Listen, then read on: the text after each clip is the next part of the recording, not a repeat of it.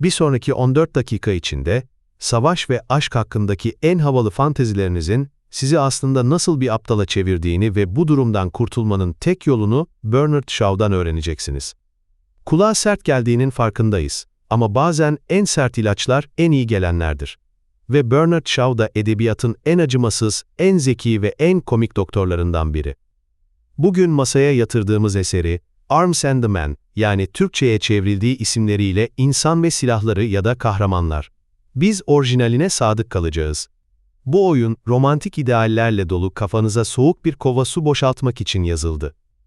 Ama bunu o kadar neşeyle, o kadar zekice yapıyor ki, sırılsıklam olurken kahkahalarla gülüyorsunuz. George Bernard Shaw, 19. yüzyıl sonu ve 20. yüzyıl başında fırtınalar estirmiş bir İrlandalı. O bir oyun yazarı, bir eleştirmen, bir polemikçi ve ateşli bir sosyalisti. Şov için tiyatro, salonları süslü elbiselerle dolduran zenginlerin hoşça vakit geçirdiği bir eğlence aracı değildi. Tiyatro bir silahtı. Fikirleri yaymak, toplumun ikiyüzlülüğünü suratına çarpmak, kutsal sayılan inekleri kesip, barbekü yapmak için kullandığı bir araçtı. Arms and the Men'ı 1894'te yazdığında, Avrupa milliyetçilik, romantizm ve militarizm ateşiyle yanıyordu. Şairler savaşa ve kahramanlığa övgüler düzüyor, opera sahneleri üniformalı tenorların şanlı aryalarıyla inliyordu. Shaw ise bütün bu manzaraya baktı ve "Ne kadar saçma," dedi. Sonra da bu saçmalığı ortaya döken ama bunu bir nutuk çekerek değil, bir komediyle yapan bu oyunu yazdı. Oyunun merkezindeki ilk büyük fikir, savaş ve kahramanlık algımızın tamamen bir fanteziden ibaret olduğudur. Shaw, bu fikri iki karakter üzerinden paramparça eder. Bir tarafta Raina Petkov ve nişanlısı binbaşı Sergius Saranov var. Onlar için savaş operalardaki gibi şanlı bir olaydır. Sergius Sırp-Bulgar Savaşı'nda emirleri hiçe sayarak bir süvari hücumuna liderlik etmiş ve imkansız bir zafer kazanmıştır. Raina için Sergius, B.Y. Ron şiirlerinden fırlamış bir kahramandır. Geceleri balkondan karlı dağlara bakıp nişanlısının kahramanlığını düşleyerek mest olur. Bu, bizim de filmlerden, kitaplardan aşina olduğumuz, içimizi ısıtan romantik tablodur. Ve Shaw, bu tabloyu tek bir gecede yıkar. Nasıl mı? Gerçek bir askeri, yüzbaşı Bluntschli'yi, Raina'nın yatak odasına hem de bir su borusuna tırmanarak sokarak. Bluntschli bir Sırp subayıdır, yani düşman. Ama romantik bir düşman değildir. Yorgundur, korkmuştur, açtır ve tek derdi hayatta kalmaktır. Raina ona kibirle "Bazı askerler ölümden korkar, bilirim," dediğinde, Bluntschli'nin cevabı tokat gibidir. "Hepsi korkar, hanımefendi, inanın bana. Görevimiz olabildiğince uzun yaşamak ve düşmanı olabildiğince çok öldürmektir." İşte oyunun DNA'sı bu cümlede gizli.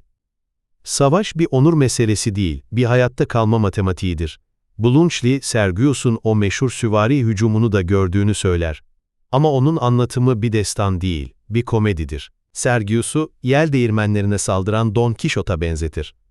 Hücumun başarılı olmasının tek sebebinin, kendi bataryalarına yanlış mühimmat gönderilmesi olduğunu açıklar. Yani kahramanlık dediğimiz şey, aslında düşmanın yaptığı aptalca bir lojistik hatasının sonucudur. Ve işin zirve noktası, Bluntschli, bir asker olarak tabanca kılıfında yedek kurşun değil, çikolata taşıdığını itiraf eder. Çünkü tecrübeli askerler için mühimmat değil, karın tokluğu önemlidir. Raina'nın, çikolata kremalı askeri böyle doğar. Shaw burada şunu söyler: bizim kahramanlık dediğimiz şey, genellikle profesyonellikten uzak, aptalca bir risktir. Gerçek askerlik ise soğukkanlı, pragmatik ve hayatta kalmaya odaklı bir iştir. Tıpkı bir otel işletmek veya bir dükkan çevirmek gibi. Bu fikir, o dönem için radikaldi. Bugün bile, savaşın hala hamasi nutuklarla pazarlandığı bir dünyada, geçerliliğini koruyor. Shaw, üniformanın içindeki insanın, korkan, acıkan, yorulan ve evet, çikolata seven sıradan bir varlık olduğunu hatırlatır. İkinci olarak, Shaw, sadece savaş romantizmini değil, aşk romantizmini de dinamitler.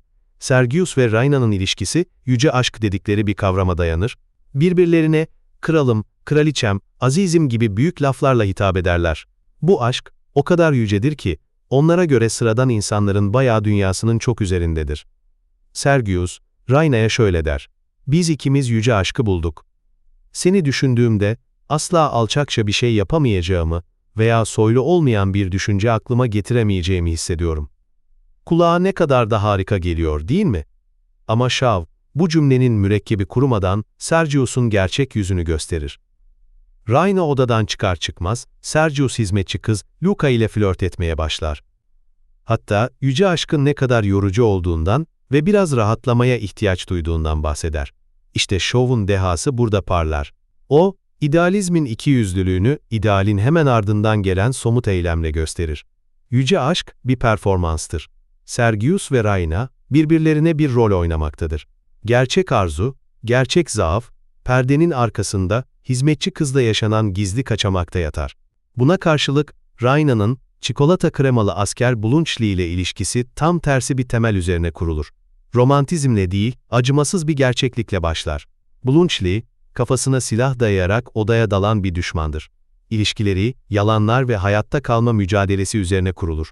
Ama tam da bu yüzden daha dürüsttür. Oyunun en can alıcı sahnelerinden birinde Raina, soylu pozlar takınıp trajik bir sesle konuştuğunda, Bluntschli ona dayanamayıp patlar. O soylu tavra bürünüp o titrek sesle konuştuğunuzda size hayran oluyorum.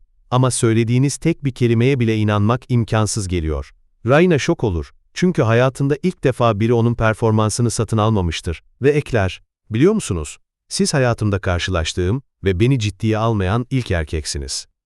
Bluntschli ise düzeltir. Aslında demek istiyorsunuz ki, sizi gerçekten ciddiye alan ilk erkeğim. Bu, oyunun kalbidir. Romantik fantezilerle birbirini kandırmak ciddiye almak değildir. Gerçek ciddiyet, karşındakinin maskesini indirmek, onun gerçek, kusurlu benliğini görmek ve yine de ona değer vermektir. Shaw'a göre gerçek aşk, yüce aşk performansında değil, birbirinin yalanlarını yakalayıp, sonra buna birlikte gülebilme samimiyetinde bulunur. Shaw'un üçüncü büyük hedefi ise sınıf ve kimlik performansıdır. Oyundaki herkes bir rol oynar, sadece aşıklar değil. Raina'nın ailesi Petkoff'lar, taşralı zenginlerdir. Ama tek dertleri Viyana'daki aristokratlar gibi medeni görünmektir. Evlerinde Bulgaristan, tek kütüphanesi olduğunu söyleyerek övünürler. Ancak bu kütüphane birkaç tane yıpranmış, ucuz romandan ibarettir. Elektrikli zil taktırmalarıyla gurur duyarlar çünkü medeni insanlar hizmetçilerine bağırmaz. Ama aynı zamanda evin babasının hayat boyu hiç yıkanmadığını ve 98 yaşına kadar sağlıklı yaşadığını söyleyerek modern temizlik alışkanlıklarıyla alay eder. Bu, sonradan görmeliğin ve sosyal tırmanışın zamansız bir hicvidir. Herkes olduğundan farklı görünmeye çalışır. Sergius, içindeki çatışmayı şöyle özetler. İçimdeki 6 kişiden hangisi gerçek adam? Biri bir kahraman, diğeri bir soytarı, bir diğeri bir sahtekar, belki biraz da alçak. Bu, modern insanın kimlik bunalımının 19. yüzyıldaki yankısıdır. Hepimiz farklı ortamlarda farklı maskeler takarız. Sergius'un trajedisi, bu maskelerin farkında olup, hangisinin gerçek olduğunu bilememesidir. Fakat Shaw, en büyük sürprizi sona saklar. Oyun boyunca pragmatizmin ve gerçekçiliğin timsali olan yüzbaşı Bluntschli, sonunda her şeyi mahveden sırrını açıklar. Kendisinin, tedavisi mümkün olmayan romantik bir yaratılışa sahip olması, babasının otelcilik işine girmek yerine orduya katılması, bir kiler yerine bir balkona tırmanması, paltoyu postayla göndermek yerine bizzat geri getirmesi, hepsi bu romantik doğası yüzündendir. Yani, oyundaki tek gerçek romantik, realist gibi görünen adamdır. Diğerleri ise sadece romantik pozu kesen sahtekarlardır. Shaw, burada etiketleri ve kategorileri ters yüz eder. Hiç kimse göründüğü gibi değildir ve en gerçekçi görünenin bile içinde gizli bir Don Kişot olabilir. Bu, insan doğasının karmaşıklığına yapılmış muhteşem bir güzellemedir. Peki, 1894'te yazılmış bu oyun, neden bugün ölmeyi reddediyor? Çünkü bizler, Petkoff'lardan ve Sergius'lardan çok da farklı değiliz. Bugün, bizim de kütüphanelerimiz, yani Instagram profillerimiz, dikkatle seçilmiş fotoğraflar ve ilham verici alıntılarla dolu. Hayatlarımızın en parlak, en medeni anlarını sergiliyoruz. İlişkilerimizi yüce aşk gibi pazarlıyoruz. Siyasi ve sosyal görüşlerimizi en kahramanca, en idealist pozlarla sunuyoruz. Oysa perdenin arkasında, hepimiz biraz yorgun, biraz korkak ve belki de canı gizlice bir parça çikolata çeken Bluntschlileriz. Sergius'un, içimdeki 6 farklı benlik yakınması, bugün kişisel marka yaratma baskısı altındaki modern insanın çığlığıdır. Hangi benliğimiz gerçek? İş yerindeki profesyonel mi, sosyal medyadaki aktivist mi, yoksa gece yalnız kaldığında endişeleriyle boğuşan mı? Shaw'un oyunu, Bu performans toplumunun köklerinin ne kadar derinde olduğunu gösteriyor. Bize, kendi hayatlarımızın sahnesinde oynadığımız rolleri sorgulama cesareti veriyor. Savaş, aşk, başarı gibi konularda bize satılan romantik anlatılara şüpheyle bakmamızı sağlıyor. Bize kahramanlığın gürültülü naralarda değil, bazen sadece bir parça çikolatayı paylaşmanın sessiz dürüstlüğünde bulunabileceğini fısıldıyor.